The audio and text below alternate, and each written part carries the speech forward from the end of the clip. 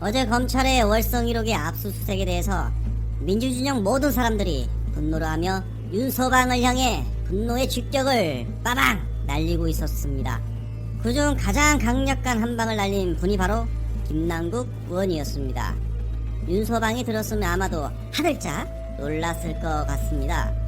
최근 윤서방의 대검한을 박살내기 시작해 서민과 그의 친구 진중권까지 그리고 덤으로 탈당한 금태섭까지 뚜가 패고 있었던 김남국 의원이 또다시 윤서방을 안전 울려버린 일이 있었습니다. 김남국 의원은 윤서방의 졸개들이 월성 1호기 경제성 평가 조작 의혹과 관련해 산업부와 한수원을 압수수색한 것을 두고 이같이 말을 했습니다. 윤석열 검찰총장이 대통령의 눈이 멀어서 폭주하고 있구만 라고 했습니다. 대부분 서울에 고발장을 제출하던 국힘당이 감사원이 수사 의뢰도 하지 않은 사건에 대해서 세간의 윤석열 사단들이 졸개들이 있는 대전지검에 고발을 했습니다. 참, 일주일 뒤 윤석열 청장은 대전지검을 방문하고 며칠이 지나 전격적인 압수수색이 이루어졌습니다.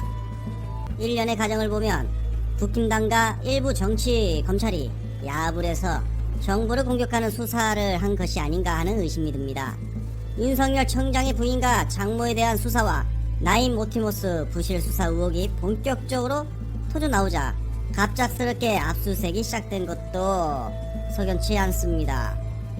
만약 이런 의혹이 모두 사실이라면 이번 수사는 검찰의 정치적 중립과 독립성을 훼손하는 것을 넘어 이건 우리 헌법과 민주주의에 도전하는 검찰 쿠데타입니다 라고 김남국 의원님께서 윤서방의 우도를 안전히 파헤쳐 버렸습니다. 엄청난 직격을 날렸다라고 보이는데요.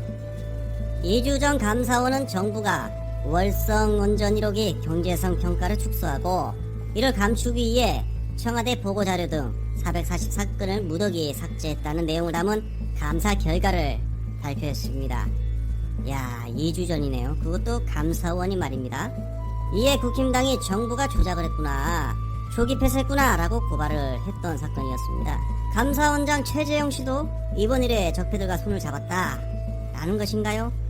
감사원이 흘려주고 국힘당이 고발하고 윤석열이 움직이고 법원이 받쳐주고 완전히 이 공작 패턴 그대로 일치가 됩니다. 노영민 비서실장님께서는 감사원을 지적했습니다.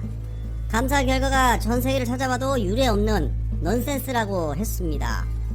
결국 윤석열은 어제 검사와 수사관 30여 명을 투입해 산자부와 한수원 가스공사 등을 압수수색을 했습니다. 오늘도 압수수색을 벌인다고 하는데요. 이틀째 고강도 압수수색을 한다. 정말 이례적이죠. 대통령의 공약이자 정책이었던 에너지 효율 발언전이 적폐들에게는 수사의 대상이 될 수 있다 라는 자체가 놀랍습니다. 나경원 씨 의혹에 대해서 100% 압수수색 영장을 기각했던 법원이 발언전에서는 또 신속하게 모든 곳에 압수수색 영장을 발부해줬습니다. 정말 어떻게 말을 해야 할까요? 고발한 국힘당, 수사한 검찰, 영장 발부한 법원 모두 한통속이다 라는 것이겠죠. 탈원전 의혹 또한 문재인 정권의 몰락을 원하는 바로 이 세력들이 꾸미고 있다는 것을 대한민국 국민이라면 모두 알 수 있을 것이다 라는 생각을 해봅니다. 김남국 의원이 말한 대로 이건 검찰 쿠데타입니다. 그리고 큰 틀에서 학기자가 한술 더 들어가서 말하자면 대한민국 안에 있는 모든 적폐들의 쿠데타입니다. 현재 이 적폐들은 대한민국 주인인 국민에 도전하는 것입니다. 그리고 헌법과 민주주의에 도전하는 이 적폐 쿠데타인 것입니다. 이제 시간을 더 늦춰서는 안 될 것입니다. 완벽한 공수처 설치와 윤석열 탄핵 소추안 빠르게 진행하시기 바랍니다. 그 방법뿐이 없다라는 것을 다시 한번 말씀드립니다.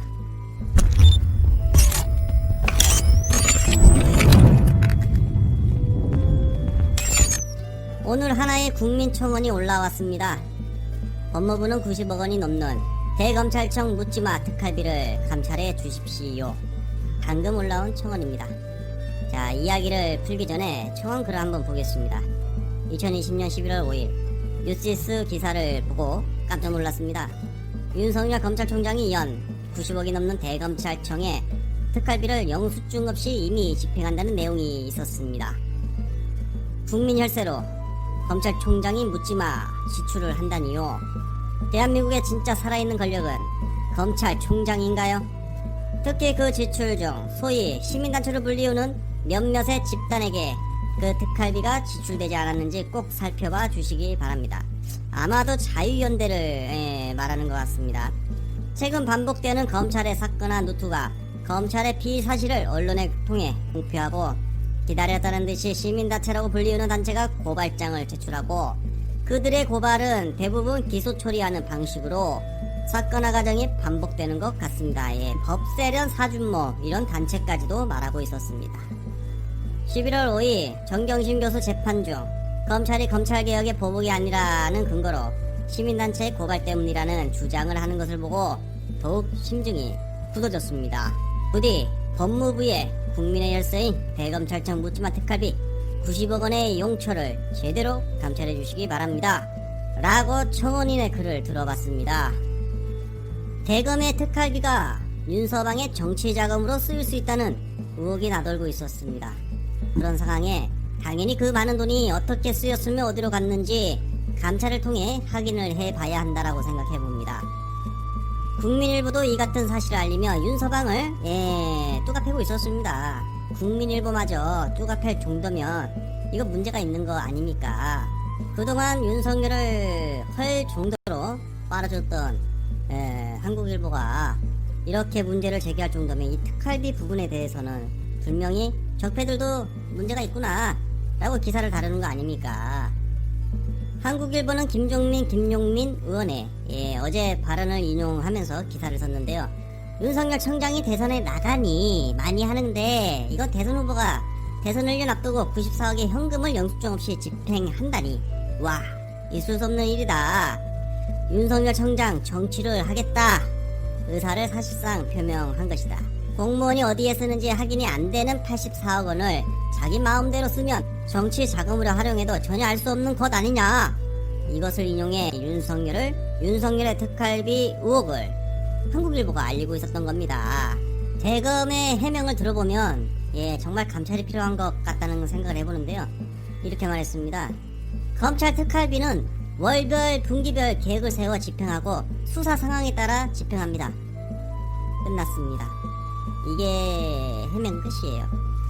거짓 조작을 밥 먹듯 하는 이들의 해명 이렇게 들어봤을 때 집행을 월별 분기별 한다 수사 상황 등에 따라 한다 이렇게 해명을 했지만 어떻게 자료를 투명성 있게 관리한다는 말이 없습니다. 그러니 영수증 없이 돈을 막 썼다는 것이겠죠.